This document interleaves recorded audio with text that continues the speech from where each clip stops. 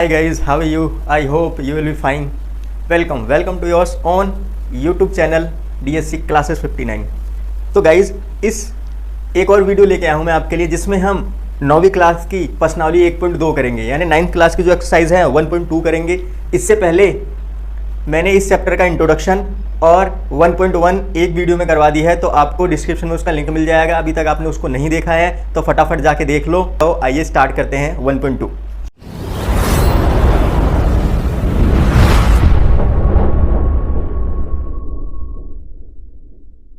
तो स्क्रीन पे आके क्वेश्चन है, फटाफट इसको रीड करो, जब तक मैं भी रीड कर लेता हूँ। ठीक है, आ जाइए।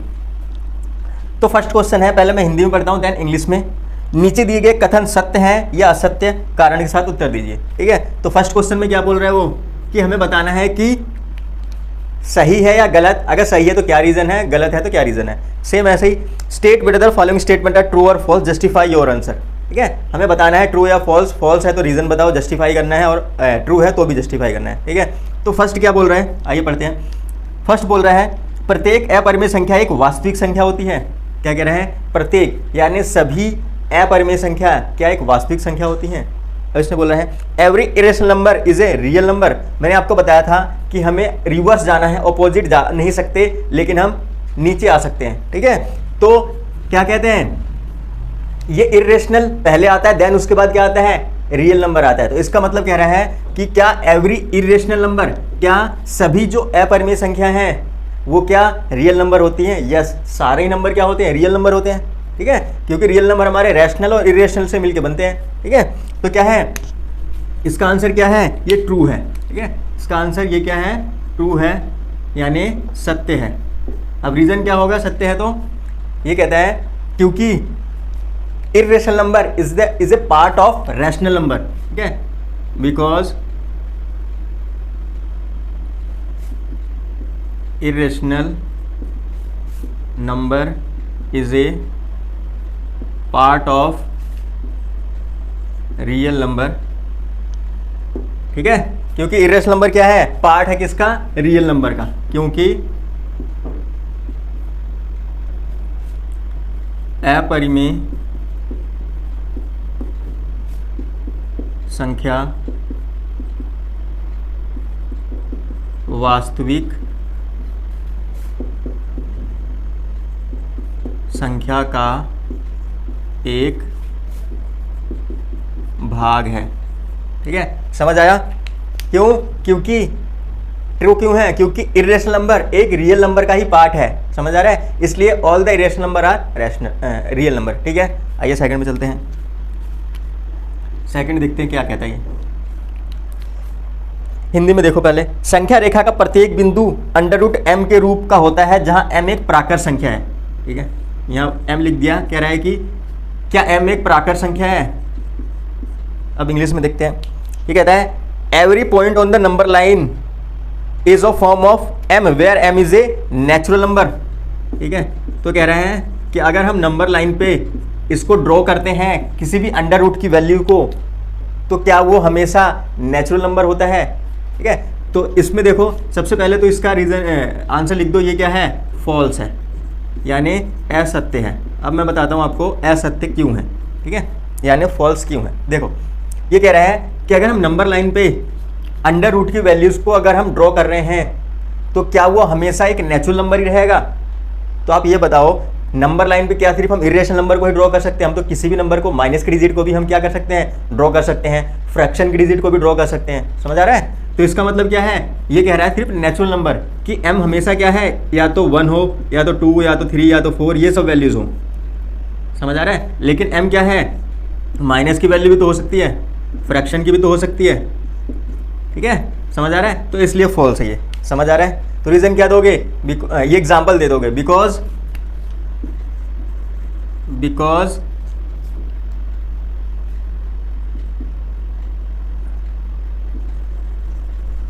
रैशनल नंबर और negative integers are also draw on number line. ठीक है, तो क्या कह रहा है, फॉल्स है। क्यों? क्योंकि हम रैशनल नंबर को और नेगेटिव इंटीजर्स को भी हम क्या ड्रॉ कर सकते हैं। जरूर थोड़ा है कि जो m है हमेशा नेचुरल नंबर ही रहेगा, समझ आ रहा है। वो तो क्या हो सकता है, नेगेटिव की वैल्यू भी हो सकती है और कोई अपॉन की फ्रैक्शन की वैल्यू भी हो सकती है। ठीक है, यहां पे लिखोगे क्योंकि हम संख्या रेखा पर ऋणात्मक पूर्णांक एवं परिमेय संख्या को लिख सकते हैं या दर्शा सकते हैं। ठीक है, तो अंडर रूट में क्या है, हम 1/2 भी तो ड्रॉ कर सकते हैं, समझ आ रहा है। तो इसने कहा है कि क्या है, सिर्फ वो नेचुरल नंबर होना चाहिए। तो ये नेचुरल नंबर नहीं है, लेकिन इसको हम ड्रॉ तो कर सकते हैं ना, समझ आ रहा है। क्योंकि किसी भी दो नंबर के बीच में आपको पता है अनंत यानी इन्फिनिटी नंबर होते हैं, समझ आ रहा है। तो ये बोल रहा है सिर्फ नेचुरल नंबर होते हैं, तो ये तो गलत बोल रहा है ना। ठीक है, आ जाओ थर्ड पे। थर्ड पे देखो क्या बोलता है ये, प्रत्येक वास्तविक संख्या एक अपरिमेय संख्या होती है। ठीक है, प्रत्येक वास्तविक संख्या, ये कह रहा है कि जितनी भी वास्तविक संख्याएं होती हैं क्या वो इरेशनल होती हैं। तो ये तो भाई साहब भी गलत बोल रहा है। ठीक है, देखो every real number is an irrational number. देखो इसने अब रिवर्स जाने की बात कर रहा है, यानी रियल से इरेशनल पे रिवर्स जाने की बात कर रहा है। तो रिवर्स तो हम जा नहीं सकते, इसका मतलब क्या है, ये है फॉल्स यानी असत्य। ठीक है, तो इसने क्या कहा है कि सभी वास्तविक संख्याएं क्या इरेशनल होती हैं। देखो वास्तविक संख्याएं यानी रियल नंबर तो हमारे क्या क्या हो जाते हैं, 1b 2b अपॉन में भी माइनस, ये सब क्या है, रियल नंबर है। लेकिन क्या है, ये इरेशनल थोड़ी ना है, समझ आ रहा है। तो फॉल्स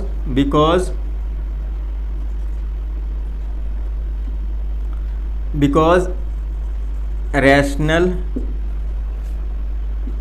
और integers also included in real number, but these number are not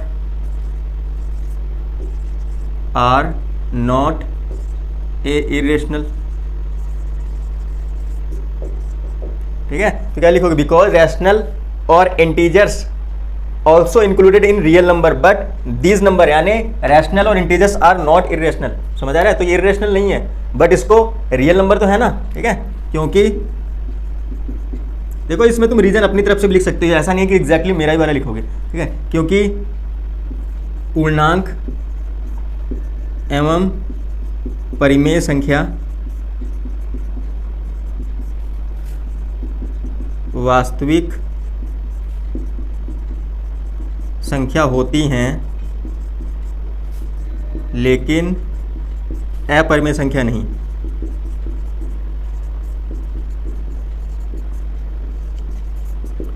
ठीक है, समझ आ रहा है। आओ नेक्स्ट क्वेश्चन की तरफ मूव करते हैं। क्वेश्चन नंबर 2 रीड कर लो।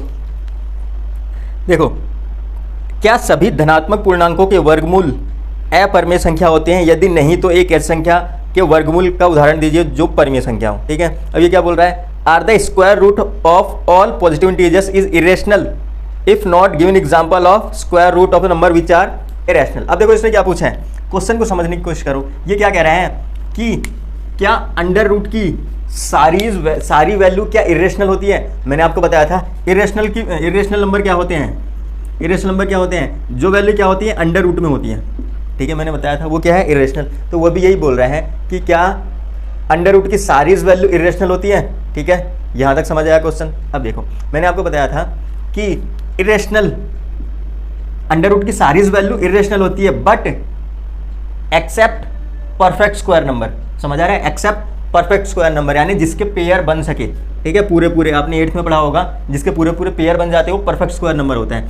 जैसे कि 1 4 9 16 25 36 49, ये सब क्या है, परफेक्ट स्क्वायर नंबर है। ठीक है, तो ये क्या कह रहे हैं कि क्या सभी अंडर रूट की सारी वैल्यू क्या इरेशनल होती है। नो। सबसे पहले क्या लिखोगे, नो। सबसे पहले क्या लिखोगे, नो, फिर रीजन दे दोगे, क्या आंसर लिख दो। क्या पूछा था इसने are square number of all positive integer are irrational, तो सबसे पहले क्या लिख दिया आपने, नो, नहीं, ठीक है, सबसे पहले आपने लिख दिया नहीं। अब इसने कहा है कि अगर नहीं है तो एग्जाम्पल दो, ठीक है, तो एग्जाम्पल के तौर पर √4, √9, √16, √25। अब इनको रूट से निकालोगे तो ये 2 हो जाएगा, ये 3 हो जाएगा, ये 4 हो जाएगा, ये 5 हो जाएगा। तो ये क्या है, एक रैशनल नंबर है, यानी ये नेचुरल भी है, होल भी है, रैशनल भी है, ठीक है, और पॉजिटिव इंटीजर्स भी है। तो ये क्या है, एक क्या है, रैशनल नंबर है, ठीक है, यानी परिमेय संख्या है, ठीक है। तो इसका मतलब क्या है, उसने जो बोला है वो गलत है, ठीक है। उसने क्या बोला था कि अंडर रूट की सारी वैल्यू क्या इरेशनल होती है, नहीं, क्योंकि अगर वो परफेक्ट स्क्वायर नंबर है तो क्या है, वो रैशनल होंगी। परफेक्ट स्क्वायर मतलब आपको पता है कि इनको पेयर बना लेते हैं इनके, ठीक है, तो वो क्या है, रैशनल है। समझ आ रहा है? आइए नेक्स्ट क्वेश्चन पे चलते हैं। जो इसका मेन क्वेश्चन है इस चैप्टर का, यानी इस एक्सरसाइज का, वो अब आ रहा है आपका क्वेश्चन नंबर 3। क्वेश्चन नंबर 3 इसको रीड कर लो, देखो, और ये इंपॉर्टेंट भी है, थोड़ा आपको परेशान भी कर सकता है, ठीक है। देखो क्या बोल रहा है, दिखाइए कि संख्या रेखा पर √5 को किस प्रकार निरूपित किया जा सकता है, ठीक है। Show how √5 can be represented on number line, ठीक है। तो हमें क्या सिंपली बताना है कि √5 को हम नंबर लाइन पे कैसे ड्रॉ कर सकते हैं, ठीक है। अब देखो, अगर सिर्फ 5 होता तब तो हम ईजिली क्या कर लेते, नंबर लाइन पे ड्रॉ कर देते। सपोज ये हमारी नंबर लाइन है, यहाँ पे 0, 1, 2, 3, -1 और -2, ये हमारी नंबर लाइन है, ठीक है। अगर मान लो सिर्फ 5 होता है तो हम सिंपली 5 तक काउंट करके वहाँ पे ड्रॉ कर देते, समझ आ रहा है, तो कोई प्रॉब्लम नहीं होती। लेकिन यहाँ पे क्या बोल दिया इसने, √5 यानी इर्रेशनल नंबर को, ठीक है, कि हमें इर्रेशनल नंबर को कैसे ड्रॉ करना है, किसमें, नंबर लाइन पे, तो कहीं ना कहीं वो चीज़ें प्रॉब्लम करेंगी, ठीक है। तो आइए इसको समझते हैं कि इर्रेशनल नंबर को √5 को हम कैसे ड्रॉ करेंगे, किसमें, नंबर लाइन पे, ठीक है। देखो सबसे पहले देखो, हम √5 को हम 4 + 1 लिख दे, कोई दिक्कत? अगर √5 को हमने √4 और +1 लिख दिया, कोई प्रॉब्लम नहीं जी, ठीक है। आओ नेक्स्ट, अब 4 है, 4 को हम 2 की पावर 1 ये 2 लिख सकते हैं 4 को, और +1 को 1 की पावर 2 लिखेंगे, यानी 1 की घात 2 लिखेंगे तो एक ही रहेगा, कोई फ़र्क पड़ेगा नहीं, समझ आ रहा है। तो इसको हमने ऐसे लिख लिया, ठीक है। अब देखो, अब नंबर लाइन पे, इस पे देखो, आपको स्केल से बिल्कुल एग्जैक्ट नापना है, इसी हिसाब से करना है, ऐसे मत करना है इसको, ठीक है। अब देखो यहाँ पे अगर हम इसको रूट से निकालते हैं, ठीक है, तो यहाँ पे ये 2 बचेगा और ये +1 हो जाएगा। बट अभी हम निकाल नहीं रहे हैं, ऐसे नहीं निकाल सकते हम, क्योंकि हमें सॉल्व करके निकालना होता है, ऐसे नहीं निकाल, ठीक है। अब देखो इसका मतलब यहाँ पे 2 है, तो हम क्या कर सकते हैं, यहाँ पे हम 2 तक काउंटिंग करेंगे, 1 2, क्योंकि यहाँ पे 2 है, ठीक है, यहाँ पे 2 काउंटिंग कर लिया। और अब क्या करना है, हमें स्केल लेके यहाँ पे 90 डिग्री का एंगल बना देना है, यानी परपेंडिकुलर ड्रॉ करना है, यानी लंब ड्रॉ करना है, यानी 90 डिग्री का एंगल बना देना है, ठीक है। अब 90 डिग्री का एंगल सीधा ऐसे जाएगा, ठीक है, ऊपर जा रहा है, कोई प्रॉब्लम नहीं, जाने दो, ठीक है। अब क्या करना है, हमने देखो यहाँ से यहाँ 2 लिए थे, अब ये 1 जो रह गया है इसको ऊपर, याद रखना स्केल बराबर होना चाहिए, तो हमें क्या है, एक आर्क लगा देनी है ऐसे, ठीक है, हमें क्या है, एक आर्क लगा देनी है, कैसे, ऐसे। इसके बाद हमने इसको 0 से इसको आर्क को हमें मैच कर देना है, ऐसे, यहाँ पे ये हुआ नहीं, ऐसे, ठीक है, इसको यहाँ पे 0 से मैच कर देना है, ठीक है, कर दिया। अब क्या करना है, आपको यहाँ पे कंपास रखना है, यानी प्रकार की नोक रखनी है, यहाँ तक मुंह खोलना है और इसको ऐसे ऐसे ड्रॉ कर देना है, ठीक है। तो ये जो हमारी लाइन होगी ये क्या होगी, √5, समझ आ रहा है, ठीक है। अभी तो आपने ये थ्योरेटिकल समझा, अब मैं बता रहा हूँ प्रैक्टिकल कैसे है, ठीक है। मान लो इसको हम नाम दे देते हैं, एक इसको दे दिया हमने A, इसको दे दिया B, इसको नाम दे दिया C। आपने PGT सुना होगा, पाइथागोरस थ्योरम, ठीक है, PGT थ्योरम सुनिए, यानी पाइथागोरस थ्योरम। अब देखो हमने कैसे किया, ठीक है, देखो अब मान लो ये क्या है, एक राइट एंगल ट्रायंगल है, ये क्या है, एक राइट एंगल ट्रायंगल है, ऐसे है, ठीक है, समझ आ रहा है। ये क्या है, एक राइट एंगल ट्रायंगल है,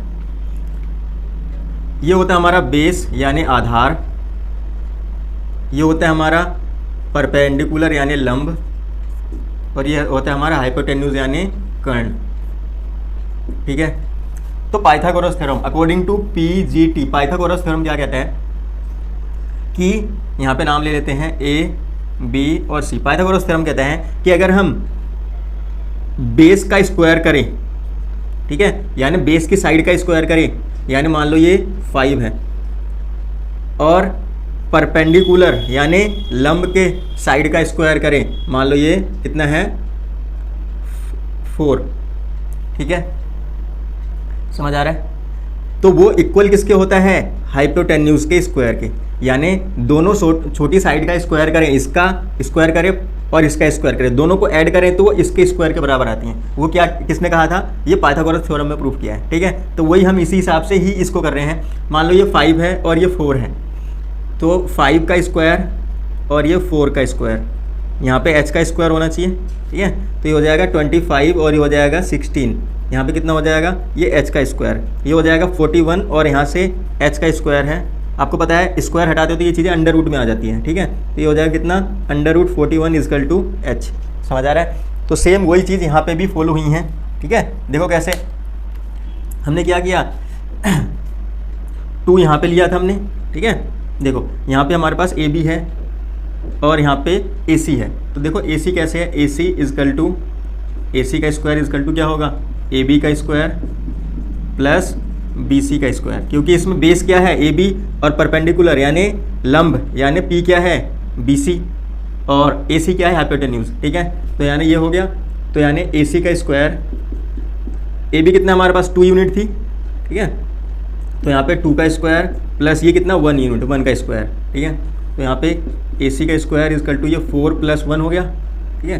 तो AC का स्क्वायर इजकल टू 5 हो गया, तो AC इजकल टू कितना हो जाएगा, रूट हटाएं, ये स्क्वायर हटाएंगे तो ये अंडर रूट 5 आ जाएगा। तो समझ आ रहा है, ये अंडर रूट 5 हुआ, तो ये लाइन हुई, इस लाइन को हमने क्या है ऐसे गिरा दिया नंबर लाइन पे, तो ये लाइन गिरेगी तो ऐसे गिरेगी यहाँ पे, तो ये पॉइंट क्या होगा, ये अंडर रूट 5 यहाँ तक होगा, यहाँ से लेके यहाँ तक, ठीक है। समझ आ रहा है कैसे किया हमने, ठीक है। तो ऐसे नंबर, और कई बार आप लोगों को ये अंडर रूट 4 भी 2 भी दे देगा, अंडर रूट 3 दे देगा, अंडर रूट 7 दे देगा, तो एक बार आप ट्राई करना, ठीक है। तो समझ आया कैसे हुआ, यहाँ पे हमने PGT यानी पाइथागोरस थ्योरम किया। ये मैंने इसलिए किया क्योंकि यहाँ 2 हम ले सके और यहाँ पे हाइट परपेंडिकुलर 1 ले सके, समझ आ रहा है, ठीक है। तो आई होप आपको ये क्वेश्चन समझ आ गया होगा। जो क्वेश्चन नंबर 4 है वो एक्टिविटी बेस्ड है, यानी क्रियाकलाप बेस्ड है, तो उसको हम नहीं करेंगे क्योंकि उसको करने का कोई एग्जामिनेशन पॉइंट ऑफ व्यू से कोई प्रॉब्लम नहीं आएगी उसमें, ठीक है। तो इसलिए उसको हम स्किप कर रहे हैं। आगे हम नेक्स्ट एक्सरसाइज पे आएंगे, वो क्या है 1.3 पे, ठीक है। तो आई होप आपको 1.2 एक्सरसाइज अच्छे से समझ आ गई होगी।